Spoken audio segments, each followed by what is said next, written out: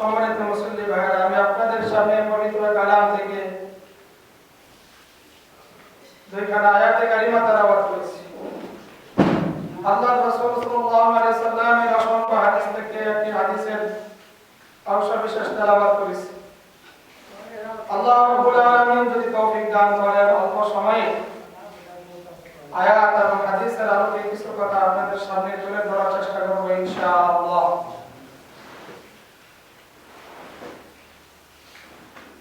আমরা যদি মনোযোগ সহকারে শুনতে থাকি তাহলে বলা এবং শ্রবণ করা উভয়টাই আল্লাহ তাআলা কবুল করবেন এবং নাজাতের জরিয়া হিসাবে আল্লাহ তাআলা কবুল করে নিতে পারেন। বলেন আমিন। আমিন। প্রিয় মুসলিম ভাইরা, শুক্রবার জুমার নামাজের পূর্বে এই অল্প সময়ে আপনাদেরকে সামনে নিয়ে কোরআন এবং হাদিসের আলোচনা করলে পরে লাভ কি, ফায়দা কি, আমাদের কি উপকারে আসতেছে? আল্লাহ তাআলা কখন কার কোন আমলটা কবুল করবেন, কোন আমলের বিনিময়ে কোন কাজের ওসিলায় আল্লাহ তাআলা তার বান্দাকে maaf করবেন, এটা আল্লাহ পাকই ভালো জানেন। দুনিয়ার কোনো মানুষ এটা বলতে পারবে না, ধারণাও করতে পারবে না। তবে চেষ্টা করতে হবে যেন আল্লাহ তাআলা আমাদেরকে maaf করে দেয়। সেই দিকে লক্ষ্য রেখে আমাদের ভালো ভালো কাজ করতে হবে এবং maaf নেওয়ার জন্য আল্লাহ তাআলার কাছ থেকে চেষ্টা করতে হবে। আল্লাহ তাআলা বুজুর্গ ব্যক্তি যিনি মুহাদ্দিস ছিলেন, কোন রাওয়াতে আছে ইমাম গাযালি রাহমাতুল্লাহি আলাইহি, জবরদস্ত আল্লাহওয়ালা ব্যক্তি ছিলেন। একদিকে মুহাদ্দিস, আরেকদিকে আল্লাহর প্রিয় মাহবুব বান্দা। ওনার জীবনে ইবাদত বন্দেগীর কোনো কিছু কমতি ছিল না, আমলের কোনো ঘাটতি ছিল না। কিন্তু মৃত্যুবরণ করার পর তাকে জিজ্ঞাসা করা হয়েছে, তুমি তো অনেক বড় একজন আলেম ছিলা, মুহাদ্দিস মানুষ ছিলা, আল্লাহ তাআলা তোমাকে কোন আমলের বিনিময়ে maaf করে আল্লাহ তাআলা তোমাকে জান্নাত দিয়েছে? তাকে যখন জিজ্ঞাসা করা হয়েছে, উনি উত্তর দিয়েছেন যে আল্লাহ রাব্বুল আলামিন আমার একটা সামান্য কাজের বিনিময়ে আল্লাহ তাআলা আমাকে maaf করে জান্নাত দিয়েছে। তার কাছে জানতে চাওয়া হলো সেই সামান্য কাজটুকু কি? তিনি বলতেছিলেন, আমি একদিন কিতাব লিখতেছিলাম। খুব ভালো করে খেয়াল করেন, এই বয়ান আমি আপনাদের সামনে কি করবে করি নাই। আমি একদিন কিতাব লিখতেছিলাম, কিতাব লেখার সময় দয়ের ভিতরে আমি যখন আমার কলম চুবাইছি, আজ থেকে আরো 20 বছর 25 বছর পূর্বে, এখন যেমন আমরা কলম দিয়া লেখার কাজটা সম্পাদন করি, এইরকম উন্নত মানের কলম 20-25 বছর আগে ছিল না। তখনকার লোকজন তারা এরকম ভাবে একটা কালির ডিব্বা কিনতে হইতো, আর এরকম ভাবে একটা কলম ছিল, ওখানে কালি ভরতে হইতো, তারপর লিখতে হইতো। এর আগের জামানা ওই মুহাদ্দিস সাহেব যখন লিখতেন, তখন এরকম ভাবে বাঁশ চুটকাইয়া ওটাতে এরকম ভাবে কলমের সিস্টেম বানিয়ে আর দয়ের মধ্যে চুবাইতেন, তারপরে লিখতেন। মাশাআল্লাহ, এটা আপনারা অনেকে জানেন। উনি যখন এরকম ভাবে কিতাব লিখতেছেন, দয়ের ভিতরে তার কলমকে চুবাইয়া উঠাইছেন, তো দেখে কলমের আগা একটু কালি আসছে। কিতাব লিখবেন এমন অবস্থায় দেখে একটা আল্লাহর মাখলুক মাছি আয়েশা ওই কলমের আগায় বসছে। উনি চিন্তা করলেন, এটা তো আল্লাহ তাআলার একটা সৃষ্টি, আল্লাহ তাআলার মাখলুক, যেহেতু সে আমার কলমের আগায় বসছে, দেখি কি করে। ওনার জানা ছিল, ওরা তো ফার্সি ভাষা জানতেন, বলতেছেন হকনাদারত দুস্তে বলকে জারেরা, হকনাদারত দুস্তে বলকে জারেরা, নিস্তে কাসলো থেকে দিনদারেরা। कभी बोले नहीं है एक असलत किसी दीनदार को, मखलूक सताने वाले को अल्लाह ताला दुश्मन नहीं रखता है। उनार জানা ছিল যে ব্যক্তি মানুষকে অথবা কোনো মাখলুককে কষ্ট দেয় সে কখনো আল্লাহ ওয়ালা ব্যক্তি হইতে পারে না। আর যদি আল্লাহ তাআলার প্রিয় মাহবুব কেউ হতে চায়, আল্লাহ তাআলার প্রিয় হতে চায়, সে কখনো কোনো মাখলুককে কষ্ট দিবে না।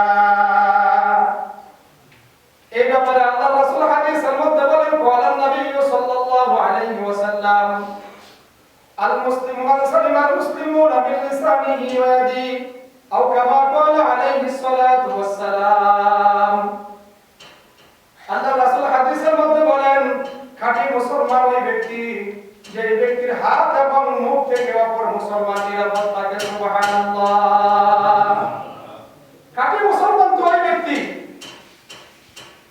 যে ব্যক্তির হাত এবং মুখ থেকে অপর মুসলমান নিরাপদ থাকে, অর্থাৎ তার হাতের দ্বারা জবানের দ্বারা কাউকে সে কষ্ট দেয় না। কিন্তু বর্তমানে আমরা যদি লক্ষ্য করি এরকম মুসলমানের সংখ্যা খুব কম। একটু পাওয়ার পাইলে, একটু টাকা পাইলে, কিছু ক্ষমতা পাইলে তখন যে সে কিভাবে চলবে মানে কোনো দৃষ্টিকোণ থাকে না। আমার সময় দেখা যায় সারা দেশে কত এরকম ভাবে মানুষ হত্যা হইতেছে, কত মানুষ এরকম ভাবে মারা যাইতেছে। একটু চিন্তা করে না যে আমি মুসলমান, আমার কবরে যাইতে হবে, আমার আচার আচরণের মাধ্যমে, আমার হাতের দ্বারা, আমার জবানের দ্বারা অপর মুসলমান কষ্ট পাইতেছে কিনা, সে নিরাপদে আছে কিনা, এই জিনিসটা ভাবতেছি। কিন্তু তাদের জিন্দেগি কেমন ছিল? ইমাম গাজ্জালী রাহমাতুল্লাহি আলাইহি যখন এরকম ভাবে কলম দোয়া থেকে উঠাইছেন, আরান্ত অবস্থায় আল্লাহ তাআলা একটা মাকরুহ একটা মাসি আয়েশা তার কলমের আগার মধ্যে বসে, উনি চিন্তা করলেন আমি কলমটা নাড়াচাড়া করব না, দেখি মাসিটা কি করে। দেখে মাসিটা বিড়বিড়ে কলমের আগা থেকে একটু কালি পান করতেছে। সুবহানাল্লাহ।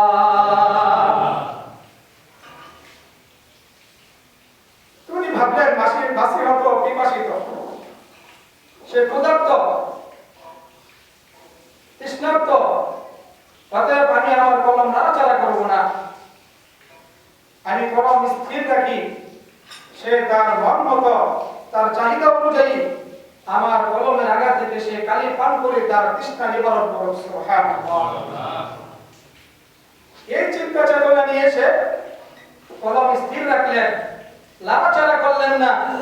মাসি ইচ্ছা মতো কালি পান করে যখন তার তৃষ্ণা মিটেছে, যখন ইচ্ছাকৃতভাবে মাসি কোরআন দিয়ে চলে গেছে, তারপরে সে এরকম ভাবে কলম লেখা শুরু করছে।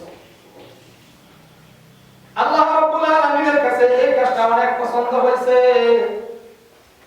আল্লাহ রাব্বুল আলামিনের জন্য তার প্রিয় মাহবুবকে বলতেছেন তোমাকে আমি আল্লাহ রাব্বুল আলামিন ওই অমুক দিন আমার একটা মাখলুকেরকে তুমি এরকম ভাবে সহানুভূতি দেখাইছো, তার প্রতি সৎ আচরণ করছো, এই উসিলায় আমি আল্লাহ তাআলা তোমাকে maaf করে দিলাম। সুবহানাল্লাহ। আল্লাহ রাব্বুল আলামিনের কাছে এই কাজটা অনেক পছন্দ হয়েছে। এই উসিলায় আল্লাহ তাআলা তাকে maaf করে দিয়েছেন। আপনি আমি জুমার নামাজের পূর্বে আধা ঘন্টা, পরে 1 ঘন্টা 40 মিনিট সময় যদি কথাবার্তা শুনতে থাকি, কোন কাজ আল্লাহ তাআলার কাছে আপনার আমার পছন্দ হয়ে যাবে, কোন কথার দ্বারা আল্লাহ তাআলা আপনাকে আমাকে হেদায়েতের দৌলত দিয়ে দিবে, হয়তোবা হতে পারে এই কাজের উসিলায়, এই আলোচনার উসিলায় আর আমাদের উসিলায় আল্লাহ তাআলা আপনার আমার maaf করে দিতে পারে। এই আশায় প্রতি জুমায় শুক্রবারে কিছু কথা আপনাদের সামনে বলি যেন আল্লাহ তাআলা আমাকেও maaf করে দেন এবং আপনাদেরও উপকারে আসে। আর আল্লাহ তাআলা কোরআন শরীফের মধ্যে বলছেন ওয়াযাক্কিরু ফাইন্না যিকরা তানফাউল মুমিনিন। কোরআন দ্বারা যারা আওয়াজ শুনে, কোরআন দ্বারা যারা আওয়াজ করে, আল্লাহ রাব্বুল আলামিন এই ওয়াজের মধ্যে বরকত দিয়ে দেন। মুমিন বান্দা যারা তাদের উপকারে আসে। সুবহানাল্লাহ। যারা মুমিন বান্দা তাদের উপকার হয়। এই জন্য সেই দিকে লক্ষ্য রেখে আমি আপনাদের সামনে আজকে যে আয়াতে কারিমা তেলাওয়াত করছি, এই আয়াতকে সামনে নিয়ে কিছু কথা আপনাদের সামনে বলবো ইনশাআল্লাহ। একবার বলতেছিলেন, হুজুর রাস্তাঘাটে, দোকানপাটে, বিভিন্ন জায়গায় মানুষ তর্ক বিতর্ক করে ইসলাম নিয়ে। যদি শুক্রবারে এই বিষয়ে একটু কথা বলতেন। আমিও মাঝে মধ্যে যখন রাস্তাঘাটে চলাফেরা করি তখন দেখা যায় বিভিন্ন জায়গা থেকে গানের আওয়াজ আসে, শরীয়ত মারিফত নিয়ে কথাবার্তা, তর্ক বিতর্ক হয়। হয়তো আপনাদের এদিকে হয় না, বিভিন্ন জায়গায় হয়, কিন্তু আমরা জানি না এটার মূল বিষয়টা কি। শরীয়ত কাকে বলে এটা আমরা জানি না, তরিকত কাকে বলে এটা আমরা বুঝি না, হাকিকত কাকে বলে এটা আমরা জানি না, মারিফত কাকে বলে এটা আমরা অনেকে বুঝি না। এই বিষয়কে সামনে রেখে আপনাদের সামনে মূলত আজকে কিছু কথা বলা। প্রিয় ভাইরা আমার, প্রত্যেকটা সংখ্যা যদি দিতে যাই তাহলে অনেক সময়ের প্রয়োজন। আমি মেন দু একটা কথা বলবো। এটা বোঝার জন্য একটা উদাহরণ দিই। যদি কারো কাছে দুধ থাকে, খুব ভালো করে বুঝবেন, যদি কারো কাছে দুধ থাকে, এটা কি বন্ধ থাকে, তাহলে এই দুধ দিয়া দই বানানো সম্ভব। আবার এই দুধ দিয়া ঘি বানানো সম্ভব। আবার এই দুধ দিয়া মাখন বানানো সম্ভব। কি বলেন আপনারা? কিন্তু দুধ নাই, দই কি দিয়ে বানাবেন? মাখন কি দিয়ে বানাবেন?